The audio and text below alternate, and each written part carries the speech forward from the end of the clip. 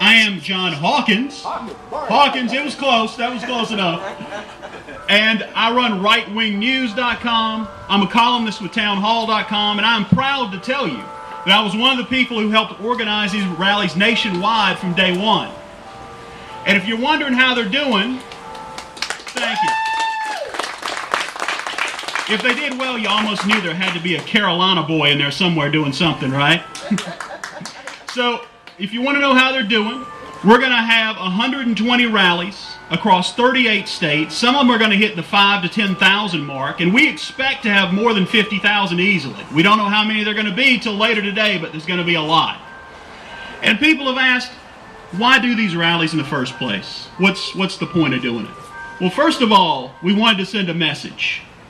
And Barack Obama definitely needs to hear a message. And that message is, congratulations on being reelected, but you were reelected as president, not as king. Barack Obama is not our king. We're not his subjects. We don't work for him. He works for us. And he needs to remember that. The Republicans in Congress also need to hear a message. They do. They need to be reminded that the conservative movement's still out here. The Tea Partiers are still out here. The people who care about their Second Amendment rights, we're all still out here. So they better stiffen their spines. They better unbend their knees and do the right thing, or we're going to be seeing them primary time in 2014. Are you listening, Lindsey Graham?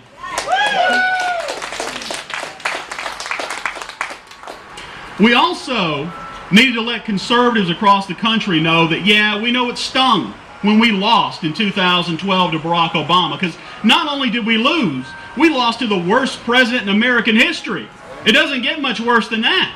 But don't be demoralized. Remember something. In 2010, we had our best year in half a century. What that means is we lost the battle, not the war. And we're going to get right back in the fight in 2014 and 2016 and put a Republican in the White House. Someone like Rand Paul or Marco Rubio or one of these guys. Yeah. And most of all, we want to send a message to the gun control advocates out there. It's one word, and that word is no. No, you can't have our guns. No, we're not giving up our Second Amendment rights. And if you want, I love when they ask, gee, why do you need that gun? Why did Rosa Parks need to sit at the front of the bus? It was her God-given constitutional right. That's the only answer she had to give. It's the only answer we have to give. But it's not just about sending a message. We want to send a message, but those of us in the conservative movement, we have a terrible tendency, and that is we wait for the man on the white horse to show up and fix everything. When's the next Ronald Reagan coming by to make everything right? And we think, well, gee, I can't be Ronald Reagan. I can't be Jim DeMint. I can't be Wayne LaPierre. What's the point? What am I doing? But the thing to remember is, folks, there's a lot of things that we can do. All of us can do. We can go out and volunteer for conservative organizations or for political candidates. We can put signs in our yard for candidates we believe in.